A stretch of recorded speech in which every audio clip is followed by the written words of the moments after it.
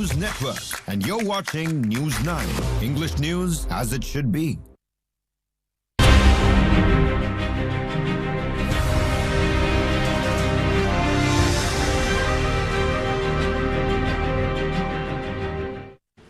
Hello and welcome on News 9, and you're watching On Point with me. After third episode of Tejas jet incident, Indian Air Force grounds Tejas fleet for technical inspection. In a major crackdown, 7 terrorists killed in Operation Trashi 1.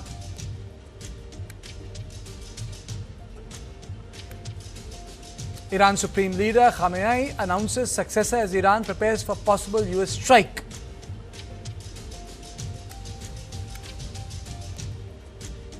And Israel's ambassador Ruwan Aza speaks to News 9 on Prime Minister Modi's visit to Israel.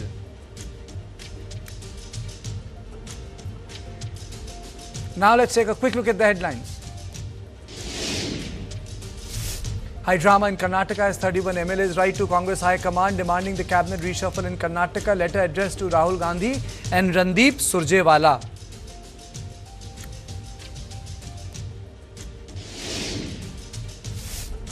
Four dead in Andhra Pradesh after consuming adulterated milk. Government announces 10 lakh ex gratia for deceased.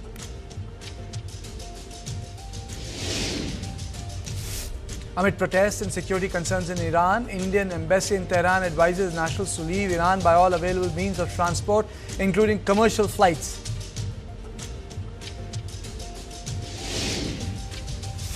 Canadian Prime Minister Mark Carney will travel to India as part of a 3-nation Indo-Pacific tour from Feb 26 to March 7. Carney to begin his trip in Mumbai before heading to New Delhi, where he is scheduled to meet Prime Minister Narendra Modi.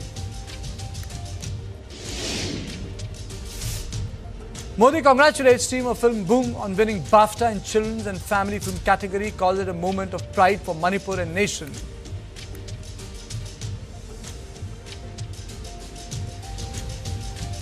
The Indian Air Force has grounded the entire fleet of Tejas light combat aircraft days after one of the jets sustained damage to the airframe after overshooting the runway at frontline airbase following a suspected brake failure. The aircraft was returning to base after routine training sortie when the mishap occurred. Following the accident, IAF has reportedly grounded its entire fleet of around 30 single-seat Tejas aircraft, and detailed technical checks are taking place. Meanwhile, Hindustan Aeronautics Limited has issued a clarification regarding the Feb 7 incident involving Tejas light aircraft. It says that there was no crash of LCA on Feb 7th. According to the company, the event in question was a minor technical incident on the ground and not an accident involving a crash. HAL further clarified that LCA Tejas maintains one of the best safety records in the world among fighter aircrafts in its class. The company said that as part of standard operating procedure, the issue is being analyzed in depth. HAL added that it is working closely with the Indian Air Force to ensure a speedy resolution of the matter. This is the third episode involving Tejas fighter jet in recent years. The first crash occurred in March 24 near Jaisalmer. The second incident took place in November 25 during an alien display at the Dubai Airshow. The latest development comes at a time when Hindustan Aeronautics Limited, which manufactures the Tejas aircraft, has already missed multiple deadlines for delivering upgraded Tejas Mk1A variant to the Air Force. In Feb 2021, the Defence Ministry signed a Rs 48,000 crore deal with HAL for the procurement of 83 Tejas Mk1A jets. Deliveries have faced delays primarily due to engine supply issues from GE Aerospace. In September last year, the Defence Ministry signed another major contract worth Rs 62,370 crores for the procurement of 97 additional Tejas Mk1A aircraft. The Tejas is a single-engine, multi-role aircraft designed for air defense, maritime reconnaissance and strike missions, and is capable of operating in high-threat combat environments. Now, on this issue, I am joined by Air Vice Marshal P.K. Srivastava and Group Captain Vin Jha, former Joint Director DRDO.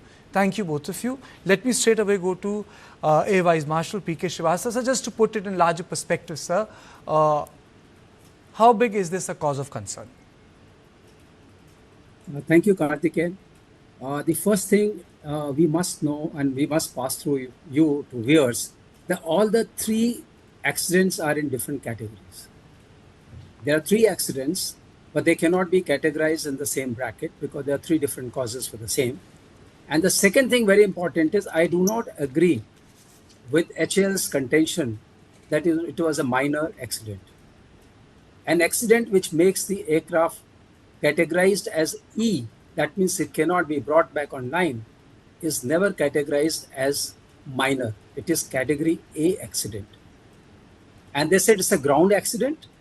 So that also is contentious because when it landed, it was in the rollout phase and the brakes did not work as they should have worked. Of course, it's a matter of, I would say, inquiry, because in the open source, nothing much is available. We do not know what was the weather at that time. We do not know what was the training sortie which was going on. We also do not know, was it a landing takeoff kind of training which was going on. But the mentioned thing is forward airbase. That gives us a kind of clue that probably it was being a training sortie, was not a kind of supplementary training sortie. There would have been something else, range kind of thing being practiced, or some other better and more difficult profile was being practiced. So with all that, with the absence of these, we at the moment know that brake management system failed. And these brakes are, integrated electronic kind of system. There's the anti-skid system also there. And if that doesn't work, the tire would get jammed and the burst will take place. That's the resultant thing which will happen. So keeping all these things in mind, it needs inquiry to establish what actually failed. And one thing will come absolutely in mind: will it be improved in Mark 1A or not? Because that is the one which is going to come in great numbers. As you rightly mentioned, there will be 180 aircraft coming like that. So of course there's an improvement. There's a better and bigger improved version of brake management system is being used. Our carbon discs, which go into braking the thing, they're also indigenously manufactured. So we'll have to take a call and go deep into the matter. Therefore, Air Force has grounded all the aircraft. This will, of course, impact their training. It will also impact a lot of other things going on. So we'll have to wait and watch. If this has happened, grounding of the whole fleet, there must be something which is more than what meets the eye. And HL is no position to dismiss it just like, as if it was a minor incident. No, it was not a minor incident. We need to go deep into this to find out what exactly happened. Okay. Group Captain VN Jha, my question to you is, as Air Vice Marshal P.K. Srivastava said, no, it's not a minor incident. How do you see it? How do you categorize this entire issue, sir? Absolutely no doubt at all. What he said, it is not a minor incident. It is an accident. And any accident which leads to the various types of destruction of the aircraft or damage to the aircraft are categorized thereafter, fatal or non-fatal otherwise. So it is not an incident, as HAL has said. Aircraft must have entered, it has come for landing, it has landed fine, tail chute has been applied, that we know. And thereafter, the brake has failed. Brake has not worked as it's supposed to be. That is how it has overshot. I'm not sure whether it has engaged the arrestor barrier and then thereafter gone to the ditch, or Can you otherwise. just explain to our viewers what is the arrestor barrier? A lot of people would like to know. I'll tell you. Every fighter or every Indian Air Force base has got, at the end of the runway, has got a very tough, very rigid flexible arrestor barrier that takes certain loads of any aircraft engaging into it. It has got the multiple strips into it, which comes into play the moment aircraft goes beyond the shoulder of the runway, then it engages therein, and then thereafter also, after arrestor barrier, it has got the spring-loaded mechanism, the very thick rubber, very tensile rubber, having a very high density. It is there, so it cannot break. So in this case, all those things, like right now you see, After this, tail will be removed and the aircraft will be braked slowly, just in case if the brake fails. At the end of the runway, you still have got that arrestor barrier, which will arrest the aircraft into its strips and it will hold in there. Even should it fail, then there are also, we have got the Kacha track there after about 100 to 200 meters, into which the wheels of the aircraft will slow down very rapidly. So I don't know what exactly has happened in this case. Neither you have mentioned nor it is in writing. Now that is first thing. So as far as aircraft is concerned, you scan the world literature. This aircraft has got a nil accident report during the entire developmental flight. You know, the previous air chief, I think it was Air Marshal Bhadoria, he was an NFTC. I have been to NFTC when this aircraft has been flying, and you know, everyone says that it's a fantastic aircraft. The two crash which has happened, this is not a crash. This is an accident, all right, but this is not a crash. That aircraft was in the operation or flying condition, and thereafter it has come to the ground. So that is why I've done the clarification. HAL said it is not a crash, so it is not a crash. We'll just go by what the company has said. So it's not a crash. It's a technical incident. Correct. So the two crash which has happened, it is entirely diverse. First one, engine seized. Now, can we lump it onto the Tejas design and development? Is the G engine part of Tejas? No, it is the G engine. So shall we conclude that G engine is unsafe? GE404 is unsafe. It seizes. No, it is part and parcel of the operation. What happens? As far as the type grounding is concerned, Karthik, I have spent about, about 29, 30 years in the Indian Air Force. And I have seen many of the times when we have some aircraft accident where the pointer is towards some malfunctions which involves the entire fleet. We've ground the entire fleet, and we have done checks, those things in the past, many. You take mix, you take other generation aircraft also. All these are part and parcel of the operation safety. So this is a grounding of the two squadrons. Tejas, don't go by it. And second thing, I would say that undercarriage, what happens in the braking is in the the wheels. Now Tejas Mark 1, Tejas Mark 1A, that airframe structures or the wheels are the same. So there will be no difference in these two. But yes, it is a serious accident because it has led to the aircraft being engaged and very major damage is there. There were reports that the pilot had to eject. Fair enough? I don't know, because you see the reason why there has been no clarification. That is why I have not made it part of my discussion, because I'll just keep it to what is available. And you see, the larger point of my discussion is about the anxiety which is there around the Indian Air Force in terms of material that is available to our I would say our armed force officers of Indian Air Force. Air Vice Marshal P.K. Srivastava would shed some light on this, sir. You know, we are supposed to be at 42 squadrons. We are down at 29 squadrons. There is an emergency purchase happening. I mean to say, I wouldn't say it's a good shape. We should have, when I started my career, I remember 1998, first thing I remember is, we had some 39 squadrons. 2 decades down the line, I am sitting with you in this show and I'm saying 29 squadrons. It's unbelievable. Absolutely. Of course, we'll not go into the history of why and how it happened, because there are several decades gone past, and we are also intrigued. Why shouldn't it have been taken care of earlier?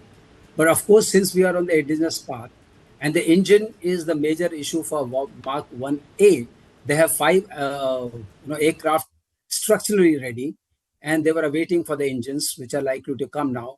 And the rate of production will now be controlled and constrained by the number of engines you can get, aero engines from GE. And this structure has been made around G404 and 414. So migrating to any other aero engine would not be a simple task, and it cannot be done. So we will have to go by that. So that is about the numbers, how will they flow in. But coming to the braking system, which is in question. So in this Mark 1A, of course, the whole management takes place through an integrated electronic controller. That integrated electronic controller has the software which decides how the braking will take place on a runway surface, so that the heat generated is not so much. It gets brake, release, there's a pulsing kind of thing which goes on. So to that extent, improvements have been done. And what my conjecture is that this would have been done because this may be across the fleet. It is not one of its type. When they find out that it is not one of its type, particular to this particular aircraft, because of some maintenance protocol being violated, because of some flying protocol being violated, unless it is something which relates to the brake management system or something which has come in play. So they would be looking at improving, enhancing, and coming out with a mod, which has happened as we were in the system for many, many aircraft. As rightly Grupi has pointed out, that once this suspicion comes, then you examine and technically audit all aircraft which you have. In this case, there are just 30 aircraft which need to be examined. So they'll be examined. Trainers are out of it. If the trainers are out of it, there's something specific to only fighters. So as we conjecture or we make a estimated guess or experienced guess, we can only say that there's not an alarm of that type. Okay. But yes, a mod can come. It is still within our control. As a country, we are still on a trajectory which we should follow, the trajectory of our own aircraft, because we have seen as the global conflicts we watch and see that sourcing an item during conflict will be a huge issue, and you will not be able to maintain this thing. For this electronic controller is made in India. It is an indigenous version. So, even the carbon discs are made in India. So this is also indigenous. So most of the parts of this braking system are indigenous. So we can always correct it very quickly, and we must do that.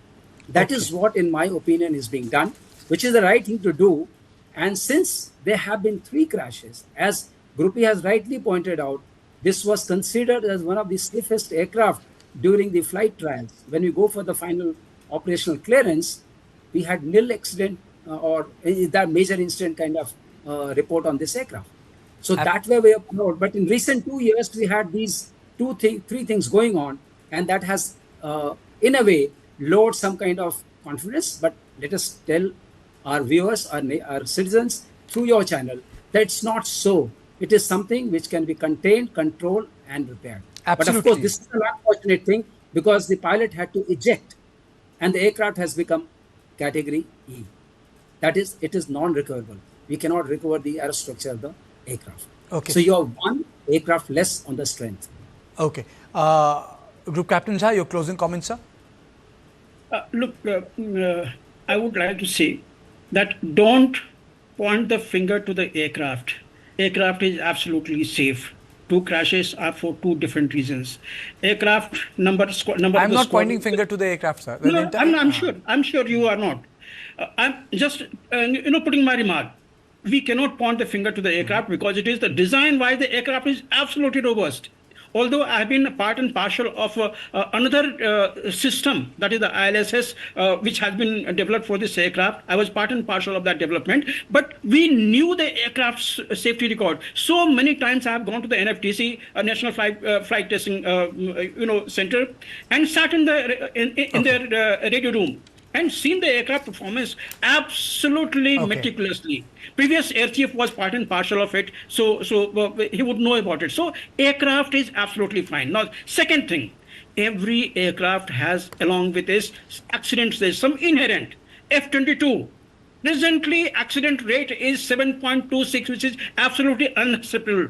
F-16, it had 4.21 or so of the accident rate, which is unacceptable. Right now also it is about 3.5 per lakh of the operational hours. Tejas has not reached to that stage, so we can't categorize right now. But as we see the aircraft performing, it is fantastic. It is fantastic aircraft. Everyone's teeth will be, will be biting their teeth. So I've really run short of time, but thank you. It was a pleasure to have you both of you on this conversation. But I think the entire story is not dead. There will be revelations. There will be more details on record. Yes, there has been a clarification that it was not a crash. But then what happened? What is the technical issue that happened? I think greater clarity is required. In my second on point, we talk about a major terror crackdown. 7 terrorists killed in Operation Trashi 1. Great victory for Indian security forces.